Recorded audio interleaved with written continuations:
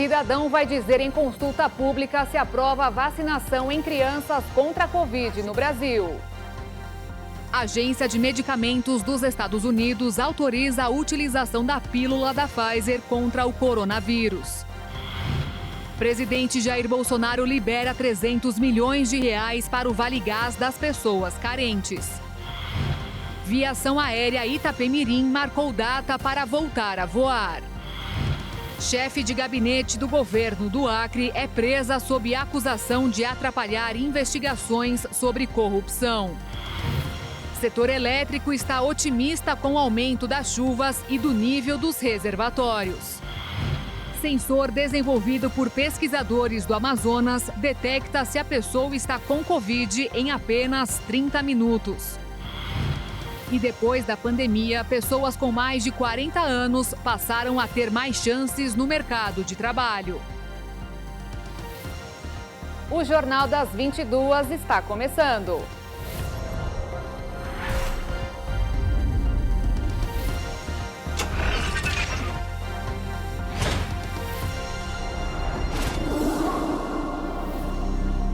Olá, boa noite. O Ministério da Saúde abriu consulta pública para saber a opinião dos brasileiros sobre a liberação da vacina contra a Covid-19 para crianças. A consulta pública está aberta a partir desta quinta-feira, dia 23 de dezembro, e segue até o dia 2 de janeiro. A publicação da Secretaria Extraordinária de Enfrentamento à Covid-19, vinculada ao Ministério da Saúde, saiu nesta quarta-feira no Diário Oficial da União. As contribuições deverão ser devidamente fundamentadas e a documentação poderá ser enviada através do site do Ministério da Saúde. O governo quer discutir a medida com a sociedade antes de tomar uma decisão definitiva. Na última quinta-feira, a Agência Nacional de Vigilância Sanitária aprovou o uso da vacina da Pfizer para crianças de 5 a 11 anos. Segundo a Anvisa, estudos apontam alta de internações e óbitos pela Covid-19 em crianças nessa faixa etária no Brasil. A farmacêutica informou em nota que os estudos realizados revelam a eficácia da vacina de 90,7% no público pediátrico, que as doses para as crianças são menores que as administradas em adolescentes e adultos, e para evitar o erro de vacinação, os frascos terão cores diferentes. Essa semana, o ministro da Saúde, Marcelo Queiroga, disse que a decisão da Anvisa precisa ser verificada, pois a vacinação de crianças como política pública requer análise aprofundada e discussão com a sociedade e a comunidade científica. A introdução desse produto no âmbito de uma política pública, ela requer uma análise mais aprofundada.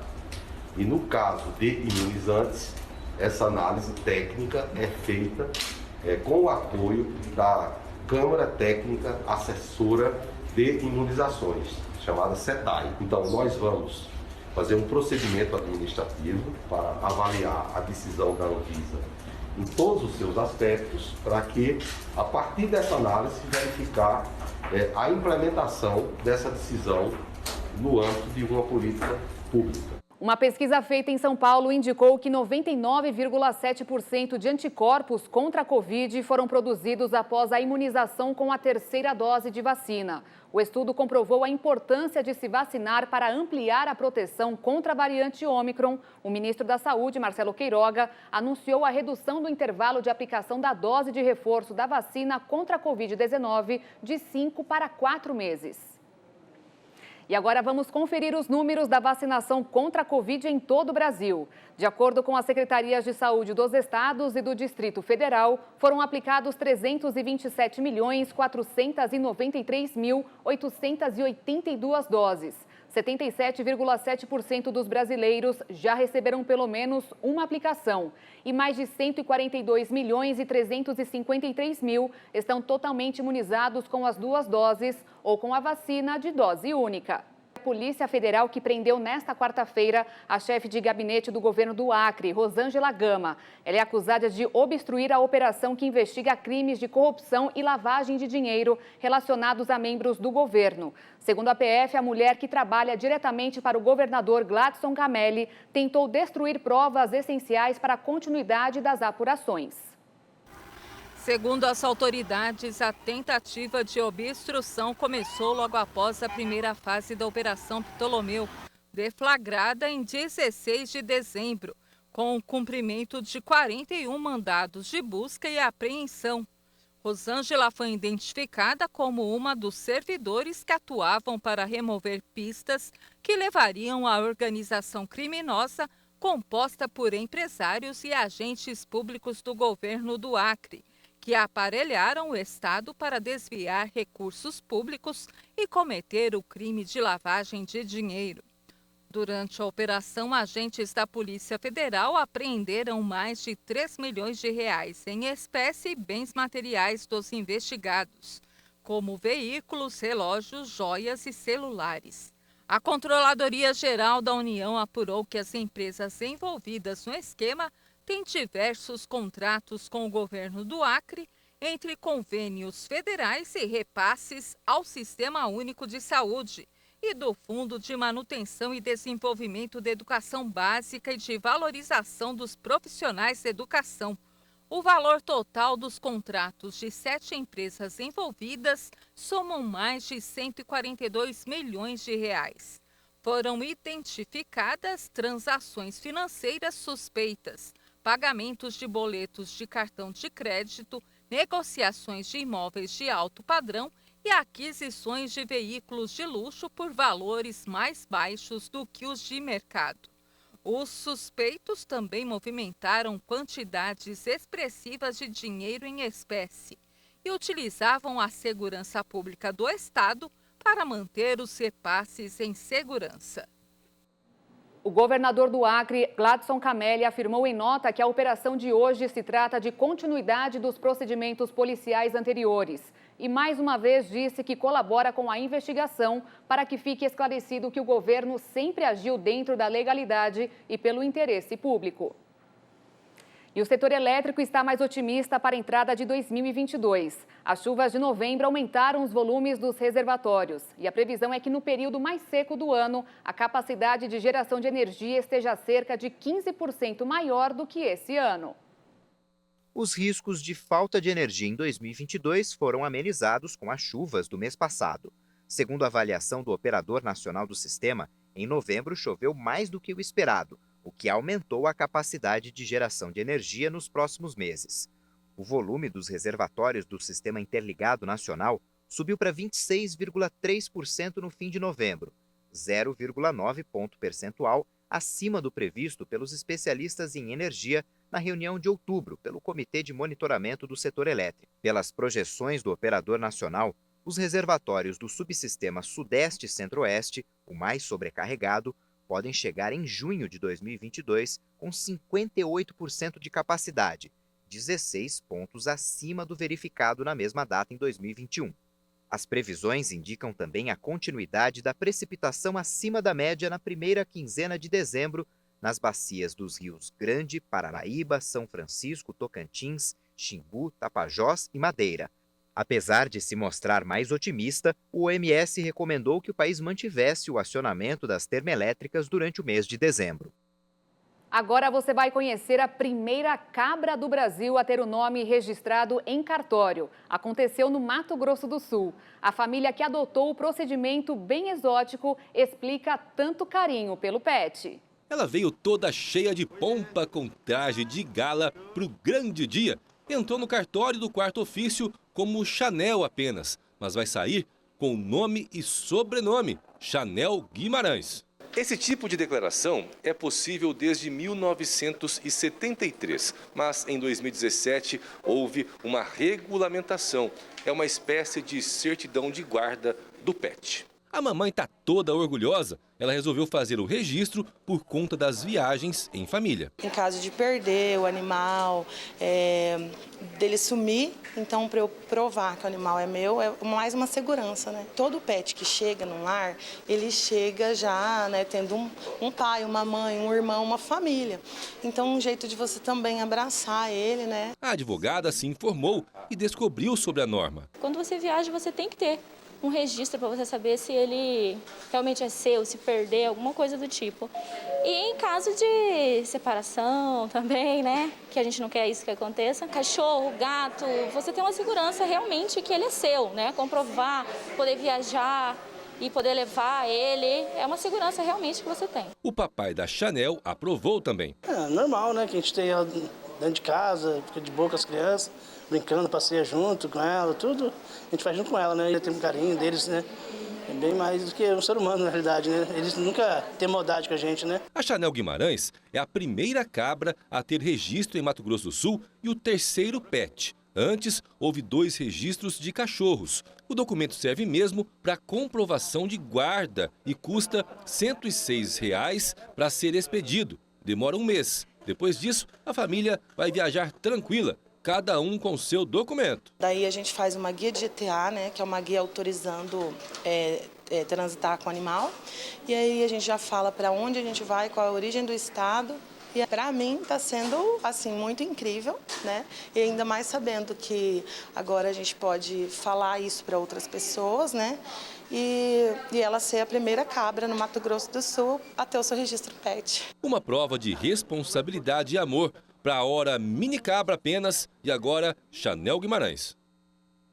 E depois do intervalo você vai ver, Companhia Aérea Itapemirim marca a data para retomar as atividades. E ainda, presidente Jair Bolsonaro sanciona o decreto de R$ 300 milhões para o Vale Gás.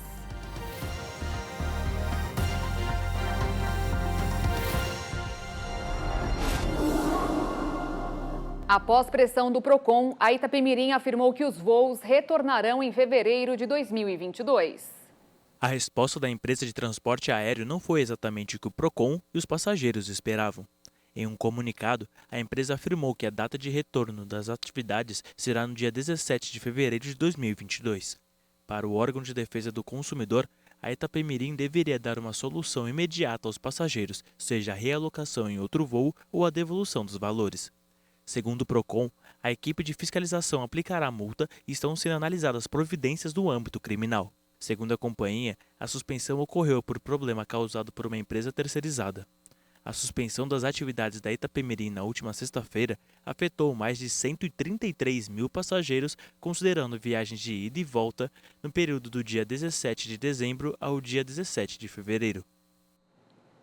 E para quem espera os feriados para planejar viagens, uma notícia um pouco desanimadora. Segundo o calendário divulgado pelo Ministério da Economia, apenas o feriado do dia 15 de abril vai cair em uma sexta-feira e será prolongado. A portaria relaciona os 9 feriados nacionais e os 5 dias em que haverá ponto facultativo, sem prejuízo da prestação dos serviços essenciais.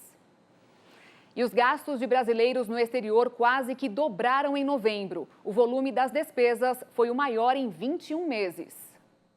Os gastos de brasileiros no exterior somaram 618 milhões de dólares em novembro. Segundo o Banco Central, a alta foi de 88% na comparação com novembro de 2020, quando as despesas ficaram em 329 milhões de dólares. Esse também foi o maior resultado mensal desde fevereiro do ano passado, no início da pandemia, quando chegou a 881 milhões de dólares. Apesar do aumento, as despesas no exterior ainda não retomaram a um patamar mais forte, registrado antes da pandemia de Covid-19.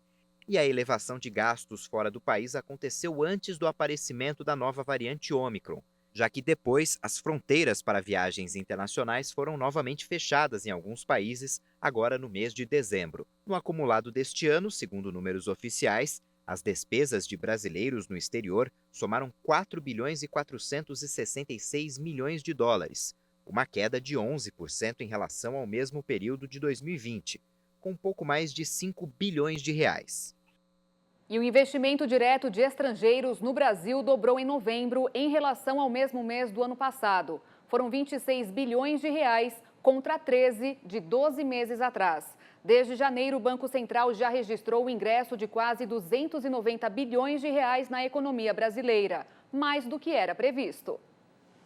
No mercado financeiro desta quarta-feira, o dólar fechou em queda de 1,26%, com o real dividindo a dianteira nos mercados globais de câmbio, conforme investidores realizavam lucros depois da forte alta recente do dólar. Com isso, a moeda norte-americana encerrou o dia cotada em R$ 5,66 na venda. Já a Bolsa de Valores fechou em queda de 0,24%, com 105.245 pontos.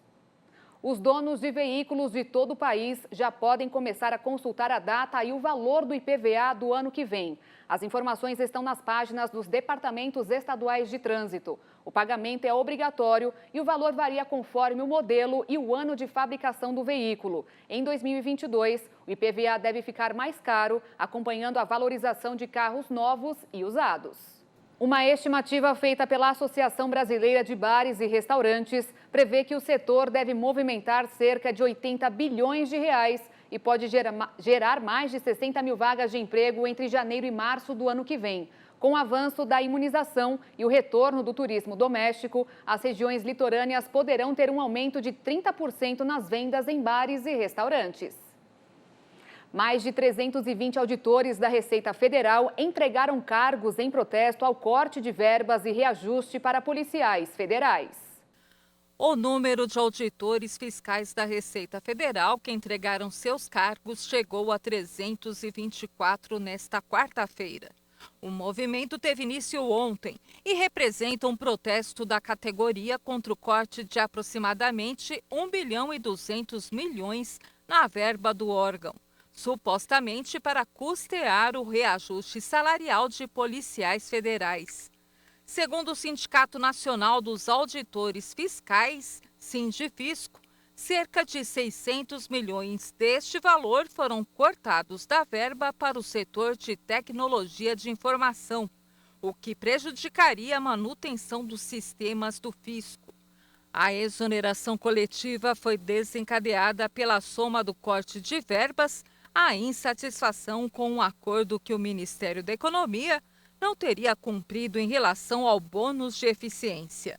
A gratificação, que deveria ter valor variável de acordo com o desempenho dos auditores, está prevista em lei desde 2017, mas ainda não foi regulamentada.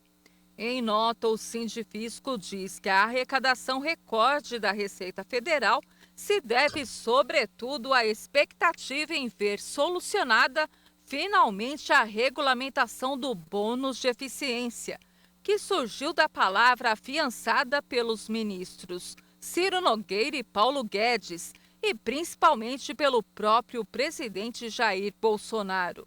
O comunicado do sindicato afirma que o corte de verbas para financiar o aumento salarial da Polícia Federal representa demonstração de absoluto desrespeito à administração tributária e convoca os funcionários em postos de chefia a entregarem seus cargos.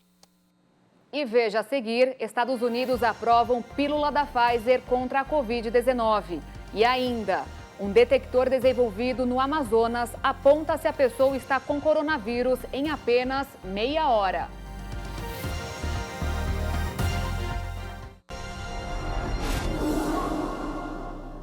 A Agência Reguladora de Medicamentos dos Estados Unidos aprovou nesta quarta-feira o uso emergencial da pílula da Pfizer para tratamento da Covid-19.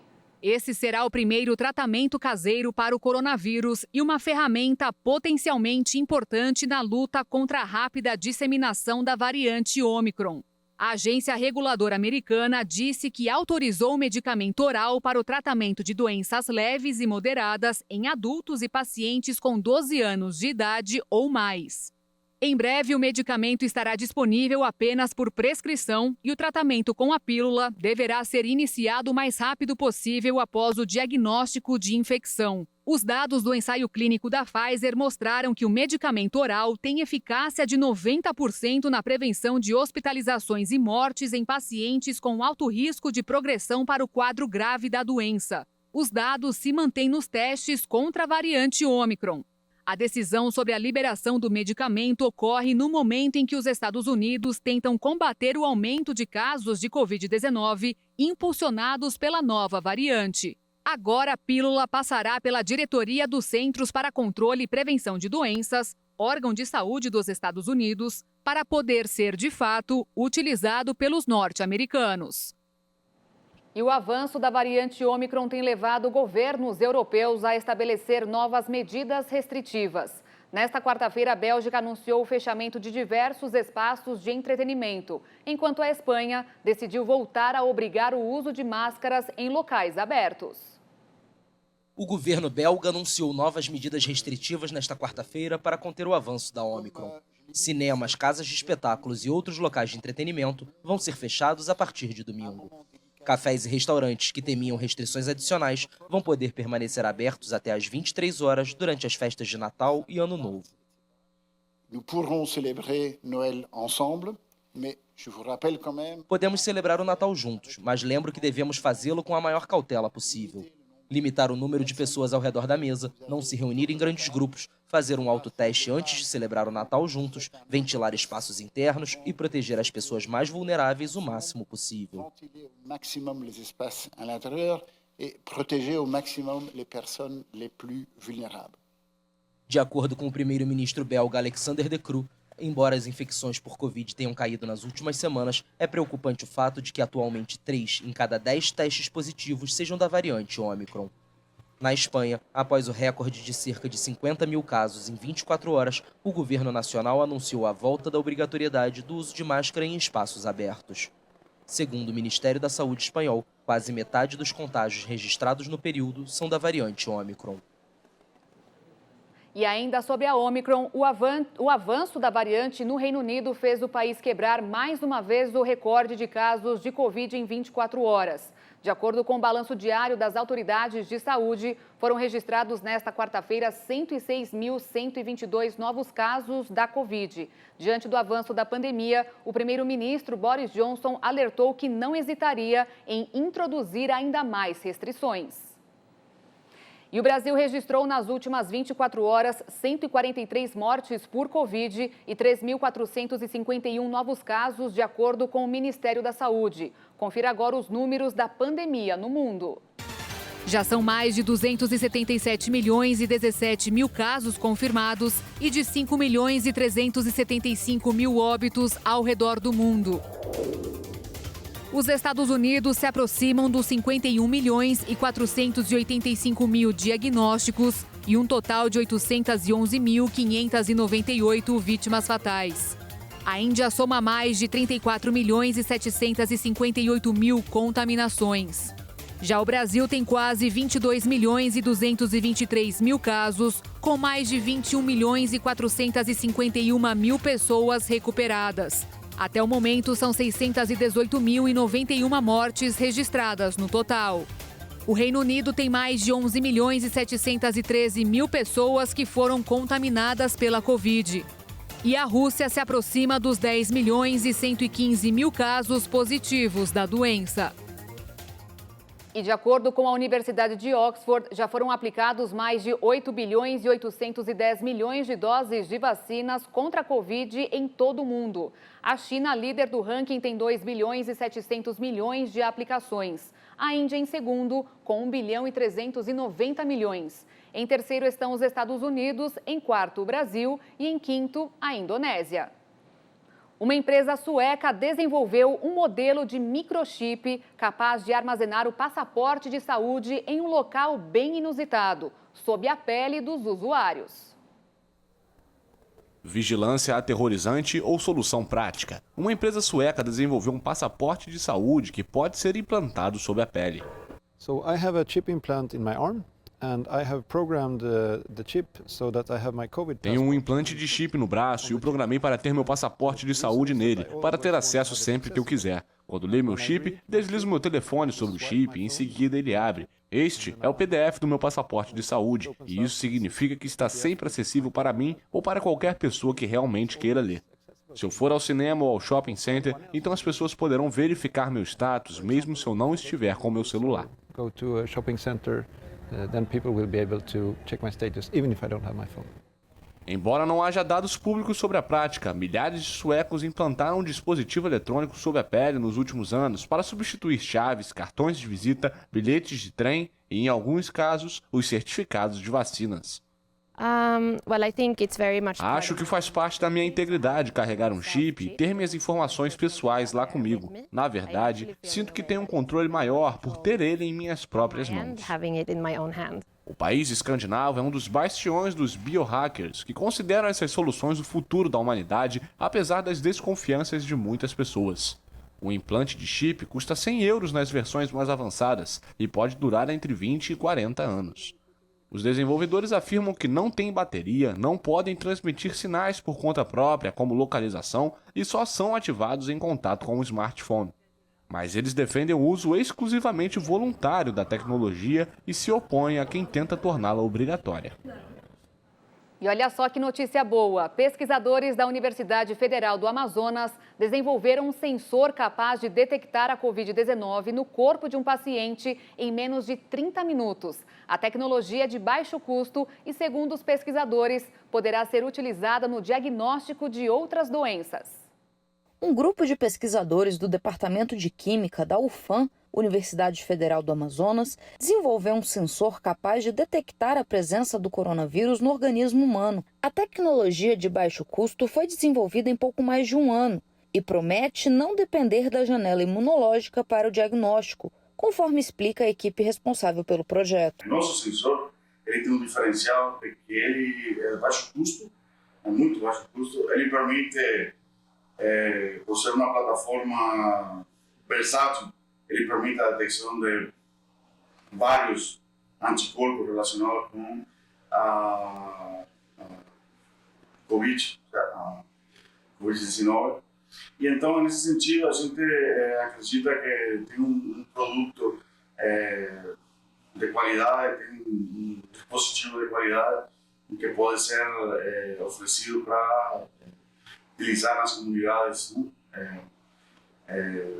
menos recursos. Né? A diferença do nosso sensor para os demais testes que existem no mercado é uma informação muito boa a respeito da janela imunológica. Ele não necessita de um determinado tempo para a realização, enquanto nos outros testes se necessita de uma determinada quantidade de dias para a realização, o nosso não, devido à alta especificidade dele e devido também à confiabilidade. Para o estudo, a universidade recebeu amostras de sangue fornecidas pelos hospitais de Manaus, sem restrições com relação à idade, gênero ou outras questões. O sensor eletroquímico examina amostras de sangue e exibe a resposta imunológica entre antígenos e anticorpos no computador. Os pesquisadores garantem que o sensor é exato e dá uma resposta precisa em até 30 minutos. O professor responsável pela pesquisa acredita que esse tempo pode ser ainda menor e, com o aperfeiçoamento do projeto, a tecnologia poderá ser utilizada também no diagnóstico de outras doenças. O nosso sensor ele tem uma resposta rápida, em 30 minutos a gente consegue detectar se o paciente tem ou não tem Covid, se foi ou não exposto ao vírus. Acreditamos que esse tempo pode ser menor ainda, se a gente conseguir realizar um processo de otimização dos parâmetros, nós acreditamos que talvez até em 15 minutos consigamos detectar. Então, assim, é uma solução tecnológica bem interessante e que eu acredito que pode trazer, se utilizada para diferentes doenças, né? Os pesquisadores da Universidade Federal do Amazonas querem agora aprimorar a tecnologia e comercializar o sensor de detecção da Covid-19. Para isso, buscam parcerias e investidores interessados no projeto. Para continuar com o desenvolvimento desse nosso sensor e dessa nossa tecnologia, a gente precisa, logicamente, o apoio de instituições, a gente precisa ter bons pesquisadores ligados a essa linha de desenvolvimento e hoje assim a gente está aberto na procura de talvez alguma empresa que se interesse por nosso sensor, por nossa tecnologia. E depois do intervalo, você vai ver que mais de 40% dos brasileiros tiveram suas carreiras prejudicadas pela pandemia. Mas quem tem mais de 40 anos passou a ter maior simpatia dos empresários na hora da contratação.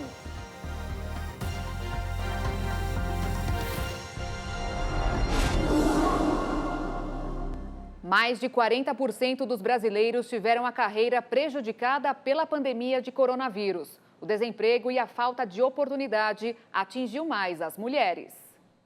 Com a pandemia, muitas empresas não conseguiram manter suas contas em dia. Sem ter onde tirar mais recursos por estarem fechadas ou com menor movimento, se viram obrigadas a diminuir o quadro de funcionários e até a fechar as suas portas. Para saber sobre a influência da crise na vida das pessoas, a empresa de gestão e recursos humanos Mintsight produziu uma pesquisa.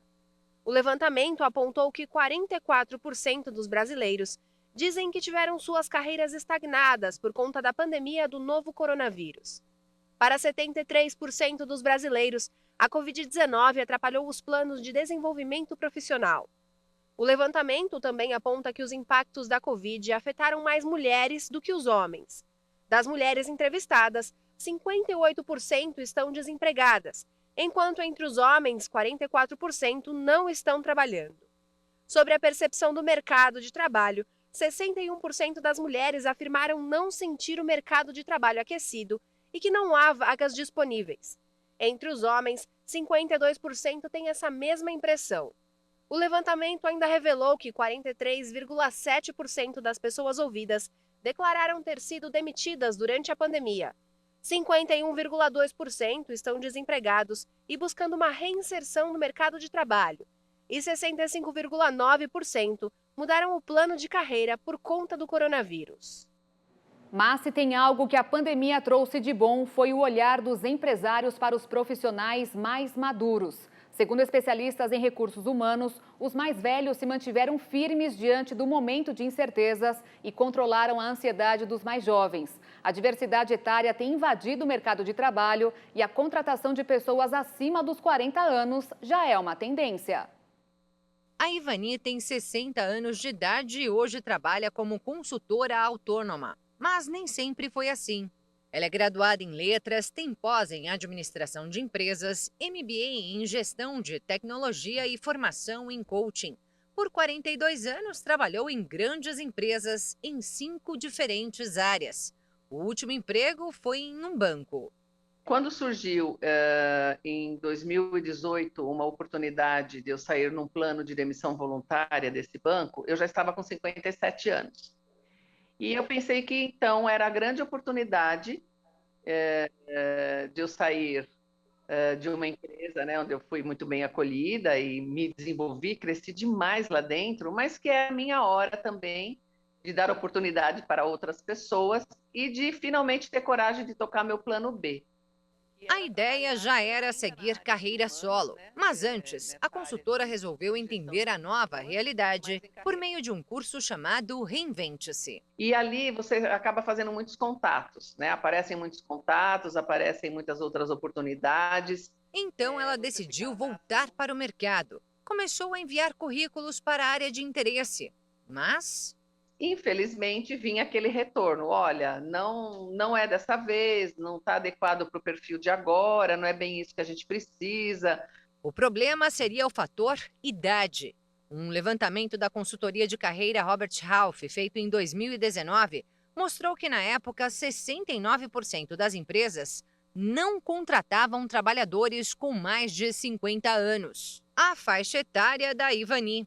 A alternativa para ela, então, foi mergulhar de cabeça naquele plano B. Hoje eu trabalho como coach, né? Mas na área de crescimento profissional, carreira. E felizmente deu muito certo. E agora a consultora se prepara para ministrar palestras. Mas se ainda quiser voltar a trabalhar em uma empresa, este pode ser um bom momento, porque uma nova visão de mercado tem ganhado cada vez mais espaço.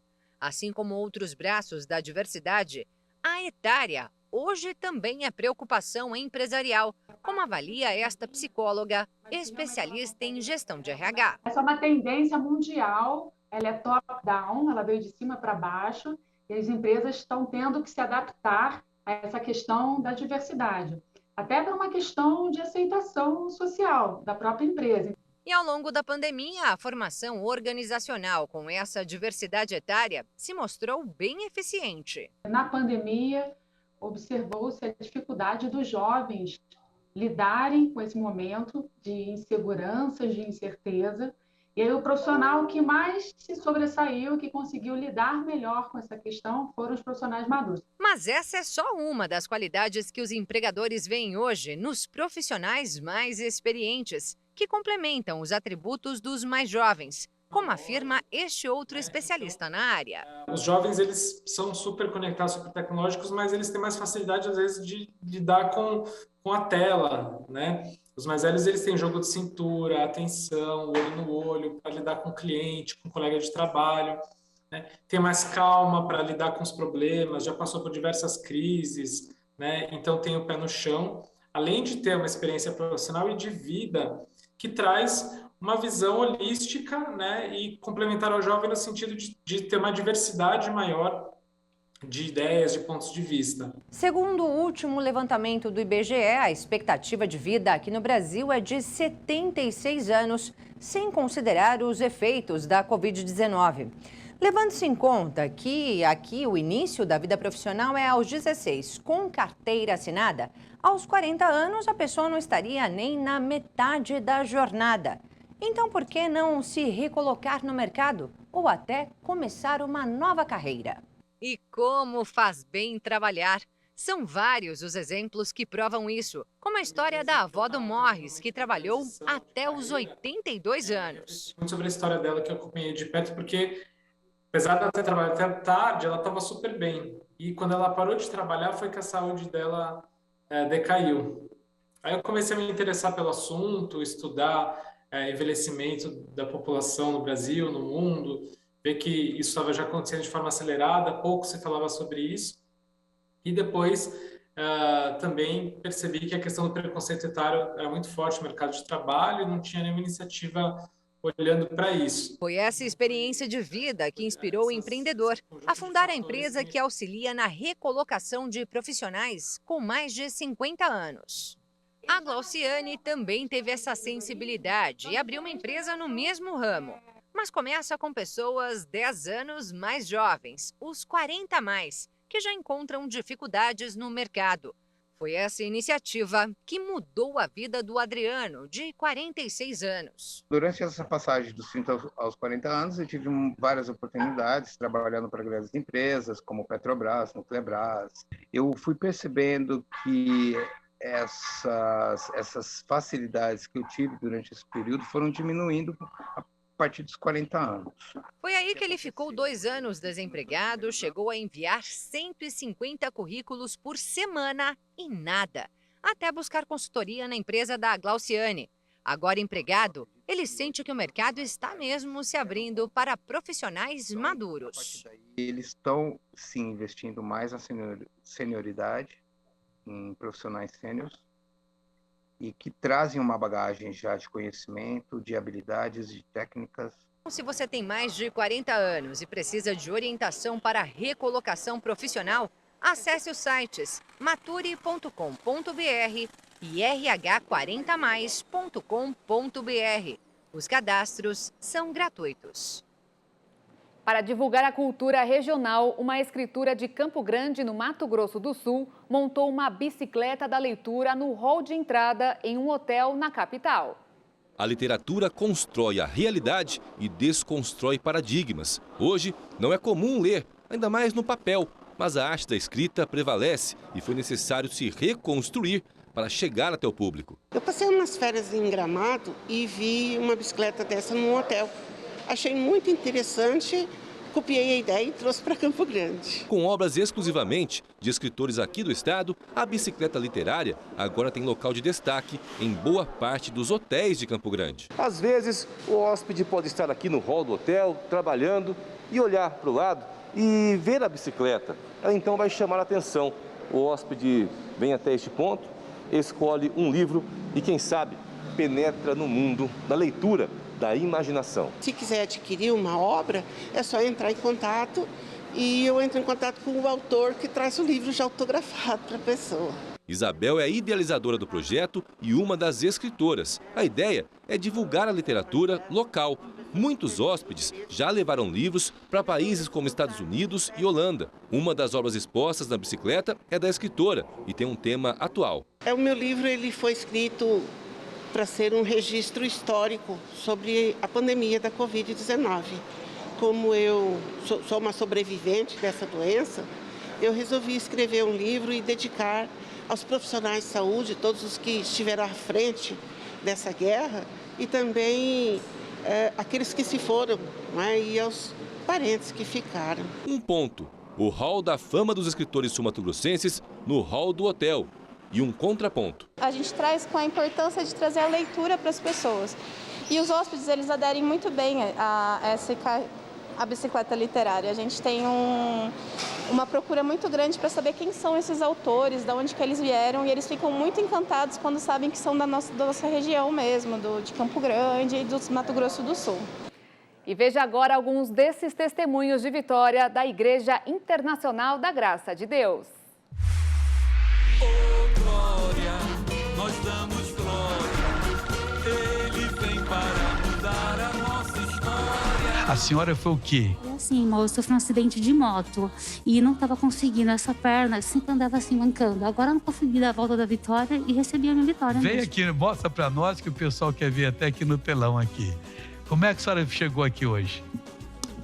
Quanto tempo tem isso? Já tem 23 dias. Agora anda normal. Não conseguia dizer. Ei, Jesus! Lá atrás. Eu tenho 10 anos que eu tenho artrose. Eu cheguei aqui com as pernas duras, né? Mas eu vim de carro. E agora tá mole a perna, tá dando para virar. E como é que a senhora andava com essa perna dura? Tava doendo. Não, meu filho tá ali. Mas andava devagar? Como é que era? Eu ando com bengala. Ainda tá com a bengala aí? Com bengala, e meu filho me ajuda quando vem aqui, então, né? Então vem aqui no corretor, mostra como é que o senhor andava com a bengala. Assim. Agora põe a bengala nas costas. Para um pouquinho, põe a bengala nas costas. Se a perna ficou boa, só vai andar bem agora. Então pode andar. Pode andando que Deus está curando a senhora. O nosso Deus é tremendo. Ele quer que exercitemos o juízo e façamos também, para as pessoas serem abençoadas, a prática da justiça. Oh, glória, nós damos glória, Ele vem para mudar a nossa história. O Jornal das 22 desta quarta-feira fica por aqui. Eu agradeço a sua companhia, desejo um ótimo descanso e até amanhã.